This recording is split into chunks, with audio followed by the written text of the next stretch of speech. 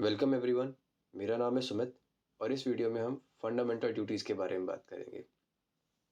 इस वीडियो से पहले मैं 4 वीडियोस अपलोड कर चुका हूँ, जिसमें मैं बाकी सारे इम्पोर्टेंट आर्टिकल्स कवर कर चुका हूँ जो कॉन्स्टिट्यूशन में है। बस ये लास्ट वीडियो है कॉन्स्टिट्यूशन के इम्पोर्टेंट आर्टिकल से रिलेटेड। इसमें हम फंडामेंटल ड्यूटीज़ के बारे में बात करेंगे। हमारे कॉन्स्टिट्यूशन में फंडामेंटल ड्यूटीज़ आर्टिकल 51 ए में गिवन है और ये आर्टिकल 51 ए कौन से पार्ट में आता है? ये आता है पार्ट 4 ए में। फंडामेंटल ड्यूटीज़ फंडामेंटल राइट्स जितना इंपॉर्टेंट टॉपिक नहीं है, बट स्टिल ये इंपॉर्टेंट है एग्जाम पॉइंट ऑफ व्यू से। तो इसके अंदर जो भी इंपॉर्टेंट इन्फॉर्मेशन और फैक्ट्स हैं उसके बारे में डिस्कस करेंगे। तो सबसे पहली बात तो यही हुई कि फंडामेंटल ड्यूटीज़ कौन से आर्टिकल और कौन से पार्ट में है। तो ये आर्टिकल 51 ए में है और पार्ट है ये 4 ए। अब इससे आगे बाकी बात करने से पहले हम ये जान लेते हैं कि फंडामेंटल ड्यूटीज़ एग्जैक्टली है क्या, क्या मतलब क्या होता है फंडामेंटल ड्यूटी का। तो स्क्रीन पे आप देख सकते हैं, मैंने एक लाइन लिखी है, fundamental duties are reminders to the citizen of their duty towards society and nation.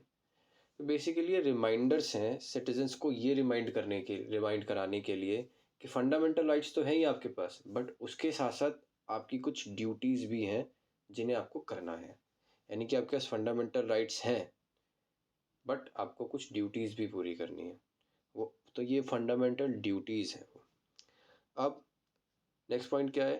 Only for citizens, यानी कि सिर्फ सिटीजन्स के लिए है, नॉन सिटीजन्स के लिए नहीं है। यानी कि फॉरेनर्स के लिए नहीं है या जो भी नॉन सिटीजन की कैटेगरी में लोग आते हैं उनके लिए नहीं है, सिर्फ हमारे इंडियन सिटीजन्स के लिए होंगी। फिर नॉन जस्टिसेबल, यानी कि इनके लिए कोर्ट नहीं जा सकता स्टेट।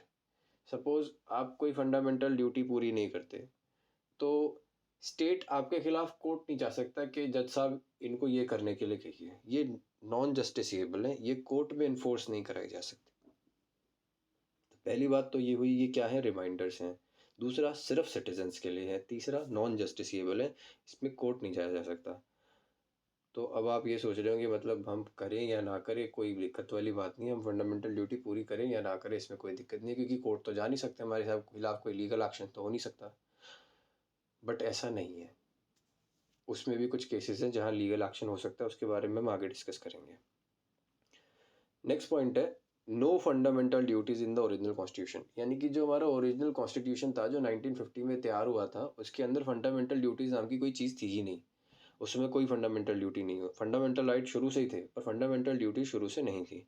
ये बाद में डाली गई थी। ये कब डाली गई थी? 1976 में। अभी देखिए करंटली हमारे पास टोटल 11 फंडामेंटल ड्यूटीज़ है, पर ये 11 एक साथ नहीं डाली गई थी, पहले 10 डाली गई थी, फिर कुछ सालों बाद एक और डाली गई थी, तो ऐसे टोटल 11 हो गई। तो पहले कब डाली गई थी? 1976 में डाली थी 42nd अमेंडमेंट से। ये कौन सा टाइम था?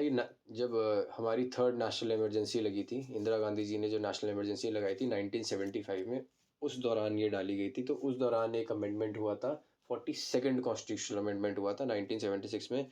इसने 10 फंडामेंटल ड्यूटीज़ को ऐड किया था। फिर उसके कई साल बाद 2002 में दोबारा एक अमेंडमेंट हुआ, 82nd कॉन्स्टिट्यूशनल अमेंडमेंट। इसने 11th फंडामेंटल ड्यूटी को ऐड किया।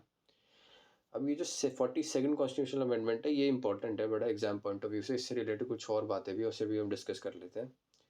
ये जो 42nd कॉन्स्टिट्यूशनल अमेंडमेंट था, इसमें एक नहीं बहुत सारे आर्टिकल्स को छेड़ा गया था। बहुत सारे कुछ आर्टिकल्स जोड़े गए, कुछ चेंज किए गए, यानी कि बहुत सारे चेंजेस लाए गए थे कॉन्स्टिट्यूशन में। तो इतने सारे चेंजेस किए गए और इतने सारे आर्टिकल्स जोड़े गए, इसलिए हम इस कॉन्स्टिट्यूशनल अमेंडमेंट को मिनी कॉन्स्टिट्यूशन भी कहते हैं। तो अगर आपसे सवाल पूछा जाए कि कौन से कॉन्स्टिट्यूशनल अमेंडमेंट को हम मिनी कॉन्स्टिट्यूशन भी कहते हैं, तो वो है 42nd कॉन्स्टिट्यूशनल अमेंडमेंट।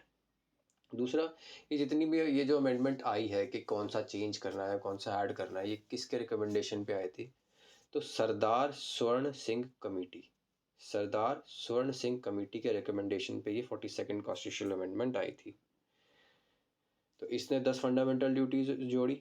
फिर उसके बाद 2002 में 82nd कॉन्स्टिट्यूशनल अमेंडमेंट हुआ, इसने 11th फंडामेंटल ड्यूटी जोड़ी। अब देखिए मैंने ना ACEGI ये लिखा हुआ है रेड में और BDFHJK इनको लिखा है मैंने ब्लैक में। ये हमारी फंडामेंटल ड्यूटीज़ हैं 11। पहली मतलब ए, दूसरी मतलब बी, तीसरी मतलब सी, ऐसे ही 10वीं मतलब जे और 11th मतलब के।